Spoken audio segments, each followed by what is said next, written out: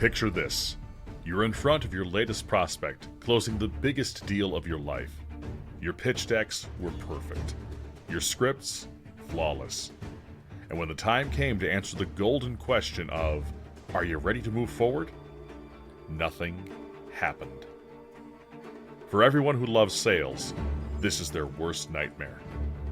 But fear not, because in this podcast, we're unraveling the enigma behind those missed opportunities. From appointments that evaporate to presentations that felt like a Broadway show but ended in awkward silence, we're dissecting it all. Welcome to Love Your Sales.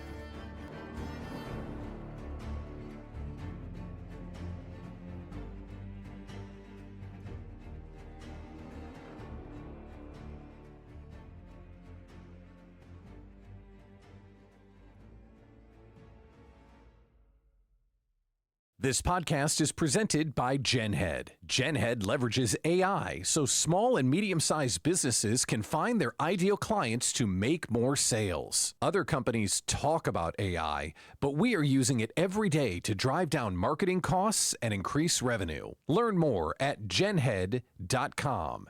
That's genhead.com. Welcome to another episode of Love Your Sales. Today, I am joined by Dr. Sal, the founder of Dr. Blue Zone. He is a retired ENT and facial plastic surgeon, as well as a competitive bodybuilder who is empowering Americans to take charge of their health. And I am completely thrilled to have you here with me, Dr. Sal. You and I previously talked, and I am really excited to just, pick your brain and learn a little bit about what you do and how you do it. Well, Leighann, thank you so much for having me on your show. I mean, it's truly an honor to try to help and expand the awareness of the health issues that are taking place in America. And I'm trying to be instrumental in making those changes and really getting people to not only take charge of their own health, but also to feel better about themselves, psychologically, emotionally, hopefully spiritually too as well. And for me as a physician, physically. And that's such a hard, it's hard to stay on top of being and living healthy when we are living in a world where people are constantly jumping from one thing to the next in the busy lives we live, right? As a mother, as an entrepreneur, as a salesperson, there are days where I'm like, oh my gosh, I forgot to eat. Let me just grab the closest, most unhealthy thing that's within reach and then continue on to whatever is next, dropping my daughter off at dance, going to an appointment or whatever it might be. So I am excited to talk about, some of those tips and tricks. But before we do that, what is Dr. Blue Zone? Well, the Blue Zone is an area in the world where people live to be 100 years old and older.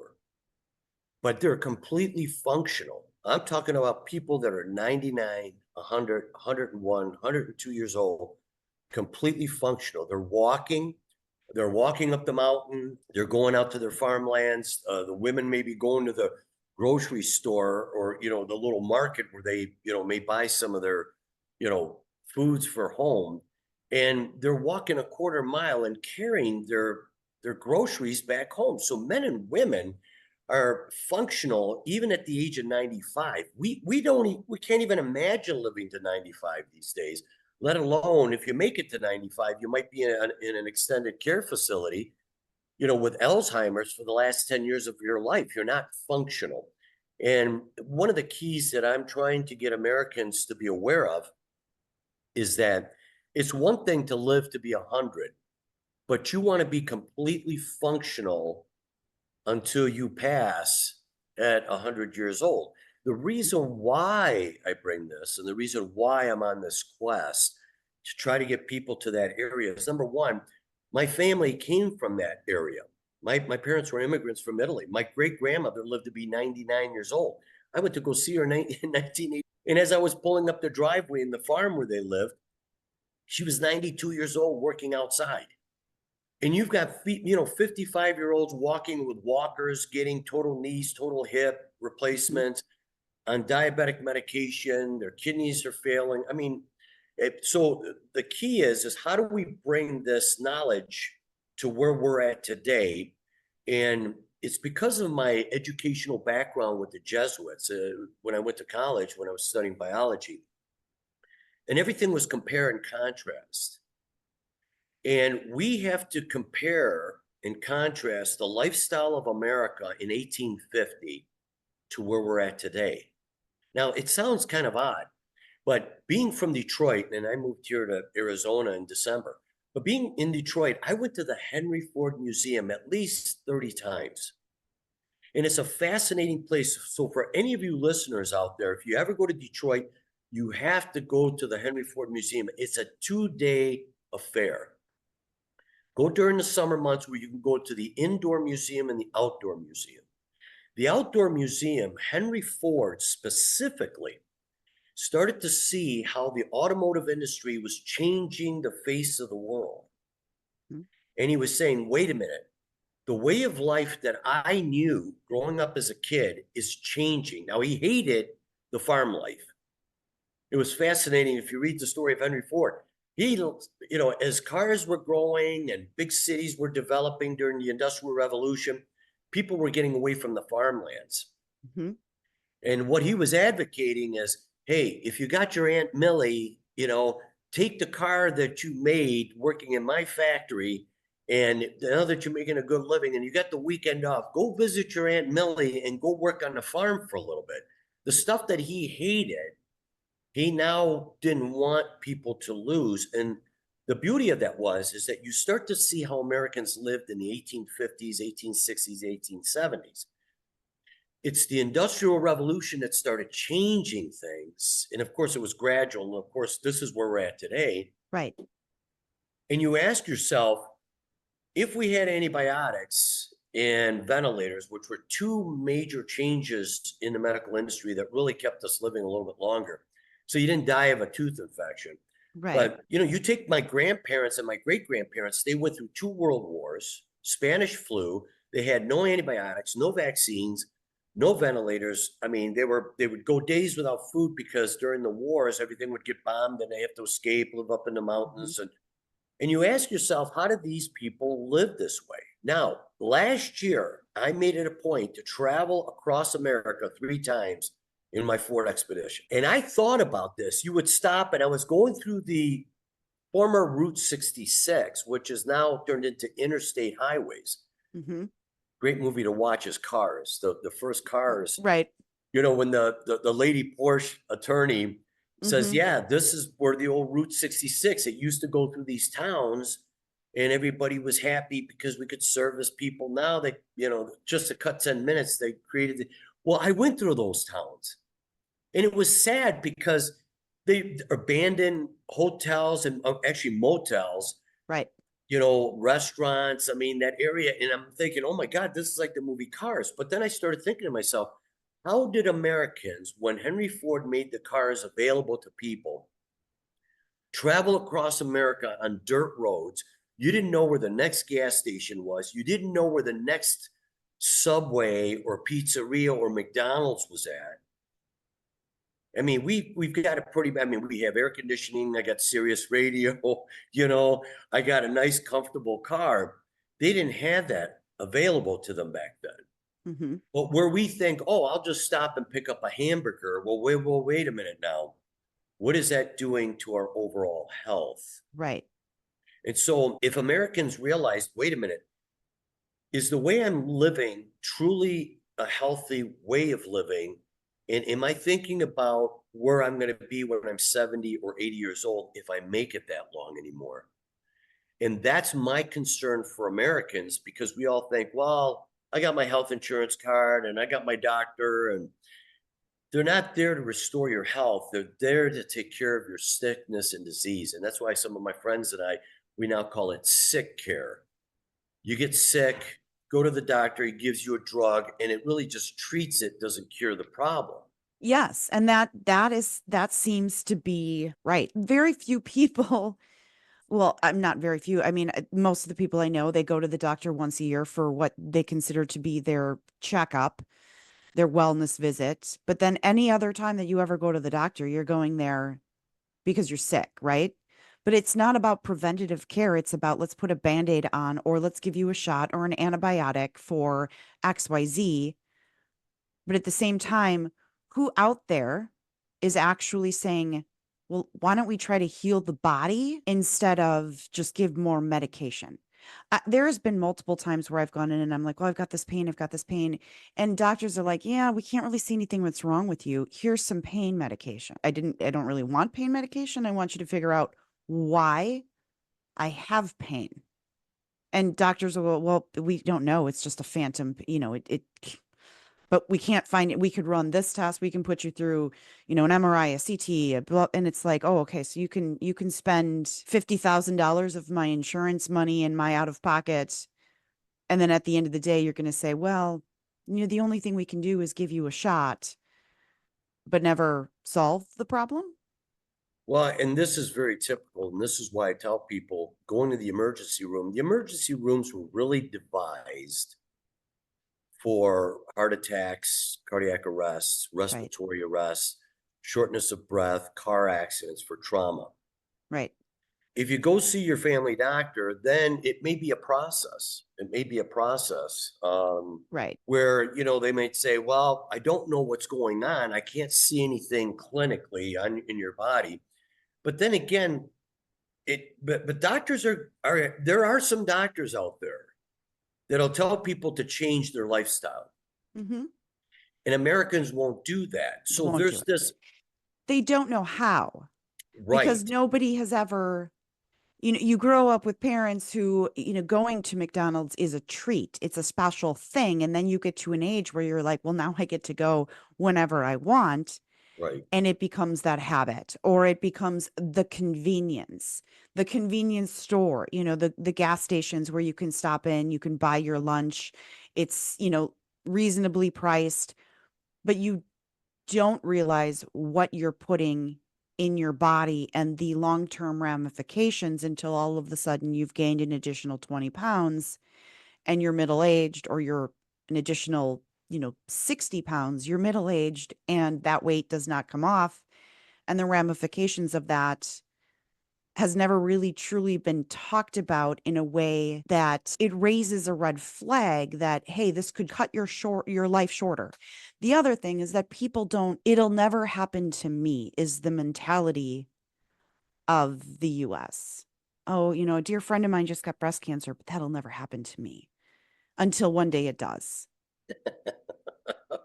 And then everybody's like, oh, I'm so sorry this has happened to you. Kidney failure because you drank, mass quantities of alcohol your entire life, or, liver damage, whatever it might be. It'll never happen to me until it does.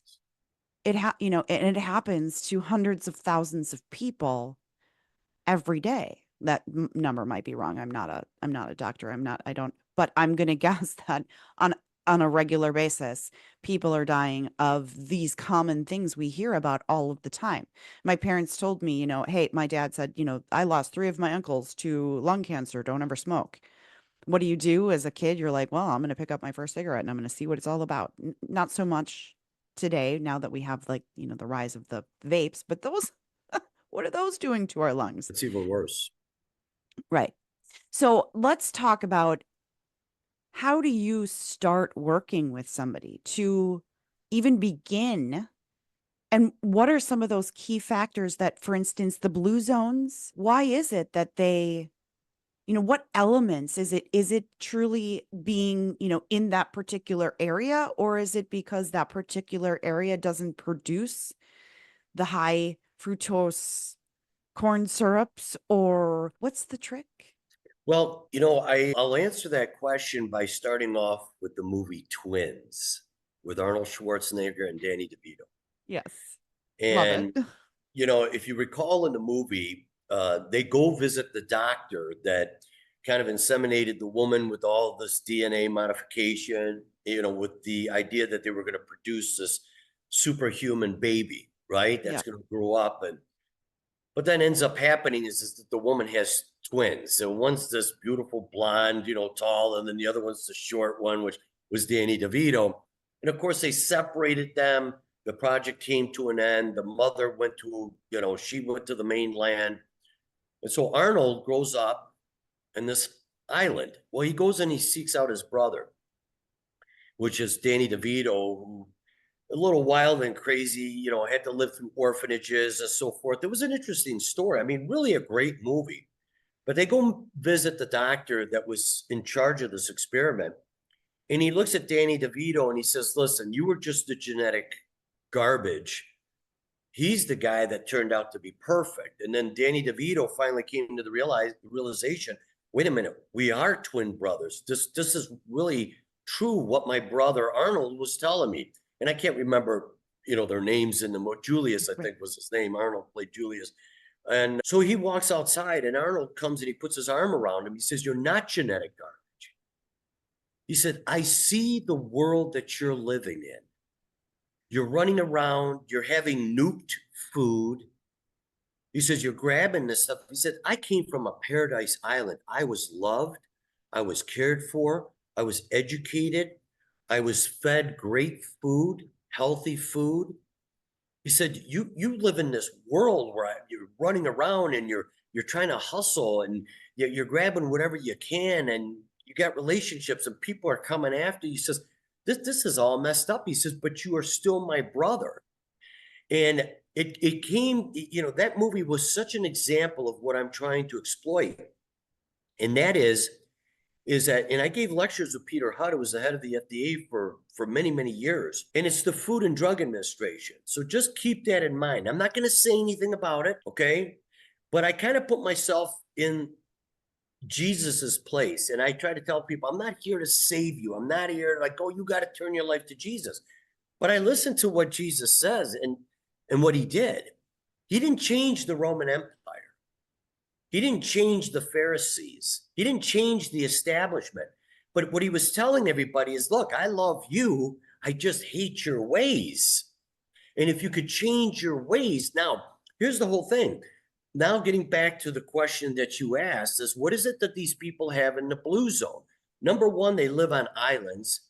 There's not very much manufacturing going on in those islands. And these people live like they did before the 1850s. They get up, they tend to their sheep, they go to their farm, they eat off the lamb. The sheep are eating grass-fed, they're grass-fed sheep and animals where there's no pesticides, there's no GMOs, there's no chemicals, there's no food colorings. You say, yeah, but their livelihood is very limited. They don't have access to Tostitos and Doritos and Cheetos and Fritos and everything that ends with Eatos. They don't have access to Coca-Cola and 7-Up and Sprite and ginger ale, all filled with corn syrup. They don't eat, breakfast cereal out of a box. They'll grab an egg that was just laid, crack the top, and drink the egg raw. And you see these old ladies, my great aunts used to do that. They would have cheese and say, oh, but cheese is fat, healthy fat. They would get the goat's milk. They would make their own cheese. They would slaughter their own animals. They weren't drinking pop. They were drinking water. And maybe when they were young, like my grandfather, he says, oh, I don't drink milk. That's for babies. After a certain age, he ate cheese. He didn't drink milk. And all he drank was coffee, wine, and water. And the wine was homemade wine.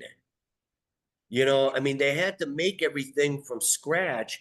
Now you're saying, but Dr. Sal, look at the lifestyle that we live. And what I'm trying to say is that we got to start cooking at home. Now, if you come from a small town where you don't have a Whole Foods or a Sprouts or a Times, where they carry organic foods, then I always tell everybody, shop around the periphery where you get your meat, your dairy, your eggs, your vegetables, your fruits. That's the only place you should shop. Do not go in the aisles where things are canned, boxed, or bagged with colors, preservatives, flavorings, additives, stuff that's added in there that God never intended for us to eat. Right. Now, What is the point of putting coloring in food? Well, here's what's happening in the food industry. As time has progressed, And that was one of the interesting things, that when you go to the Henry Ford Museum and you start to see, they show these little videos of like the 1950s. When, oh my gosh, we now have a convection iron. I mean, oven. You don't have to put fire, or you don't have to put wood in the stove and get the, like my great grandmother used to do. You know, everything is all, look, you just turn on the switch and, you've got the electric stove and you can cook your food quicker. So what's happened is that as time went on, is the food industry said, well, how can we make it simple for a woman to make a cake? Right. So the simpler we've made it, the more chemicals, the more Yes. that we've added into our own world. I mean, really, the reality of it is that our world, you create it faster, more efficient. Now it has more emissions that we are now breathing in, which is all great, but the ramifications that it has then on the human body, and that's awesome. So ultimately it comes down to what you can control. And now that's what makes it more challenging for we Americans, because we're 5% of the population consuming 85% of the pharmaceutical drugs of the world. We are that small of a population that's consuming more pharmaceutical drugs than any other country in the world. And you have to ask yourself, but Dr. Sal, I got to really work at this. And what I'm trying to tell you is, just so you don't spend the last 6 months of your life withering and rotting away in a hospital bed, because that's what I saw for 30 years. And in the 30 years that I was practicing through the hospitals, it kept getting worse and worse and worse. Now we have these LTECs, which I used to work, because I used to manage the airways. And we could keep people alive for 4, 5, 6 months, versus when I started my internship in 1990, once you couldn't make it past the intensive care unit, you were done. Maybe we could send you to an extended care facility. Right. Now they're putting them in the hospitals as LTECs, literally one floor where we can keep you on a ventilator for 4 or 5 months, even though you can't really breathe on your own. And we start Right. pumping you with 22, 24, 26 different drugs.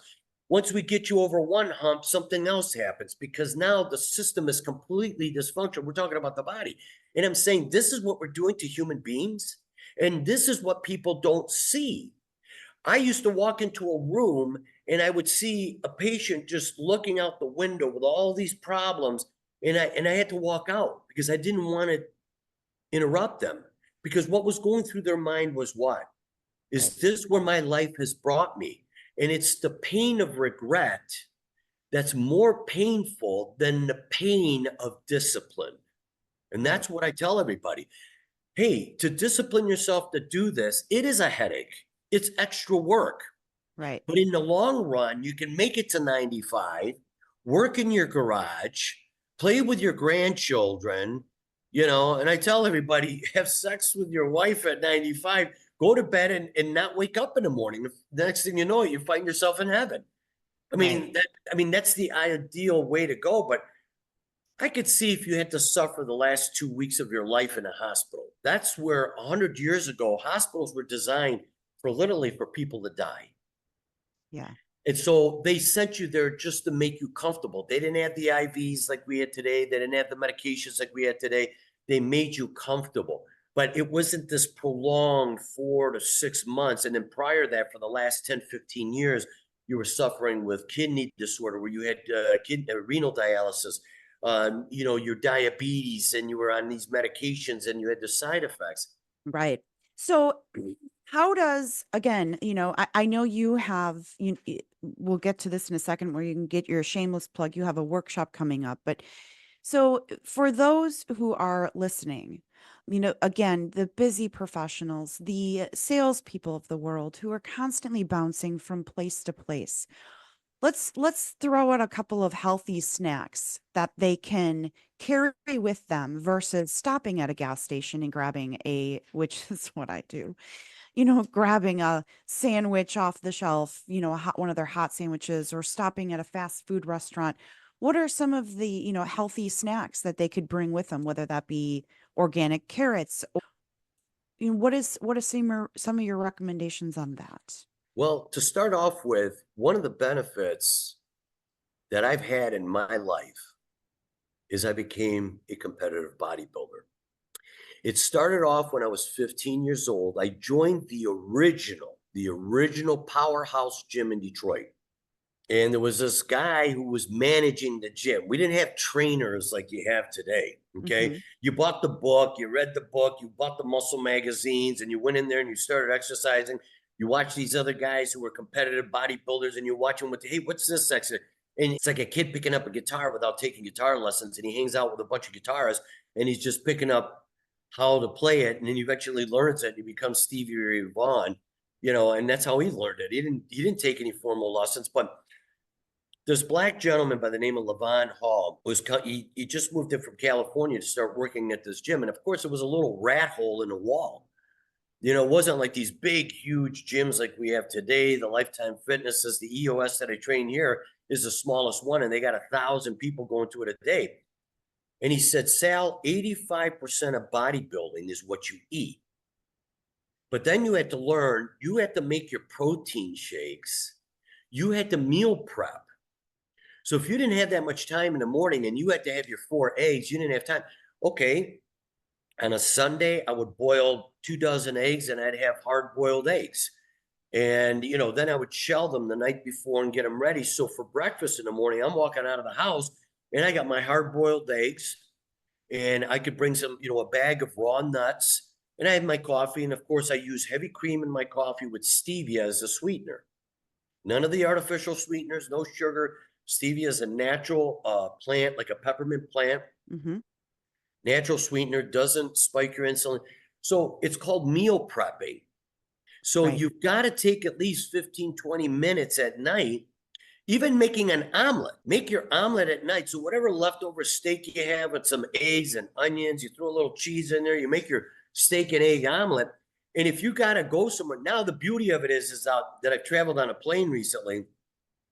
And it was a lady that actually brought her own food.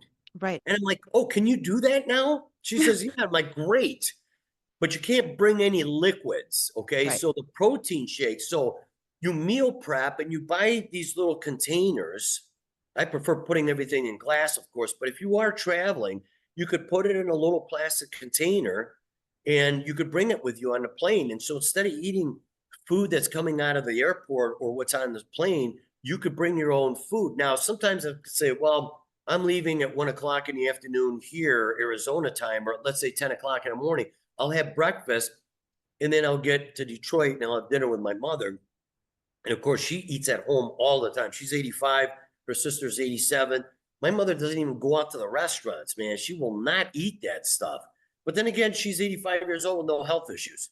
Mm-hmm. So eating at home and knowing what you're cooking with. And then, of course, we refine what you use at home to cook with. But, going to certain stores where you could buy raw pistachios, walnuts, Brazil nuts, pumpkin seeds, and put that in a bag that could hold you over until you get to your destination. Right. And then when you get to your destination, if you're staying at a hotel, you want to look for a place that has a nice restaurant. Now, of course, I get picky with the restaurants. I mean, I go in the back and I'll ask the chef or the cook, I'll say, what kind of oil are you using? And they show me this oil in a plastic bottle. I says, where's it coming from? I mean, son of a gun. What kind of oil are you? Oh, here, it's just random oil. You know why? Because these oils are trans fats. That's a killer. That's a killer. Right. Forget this idea that it's a saturated fats.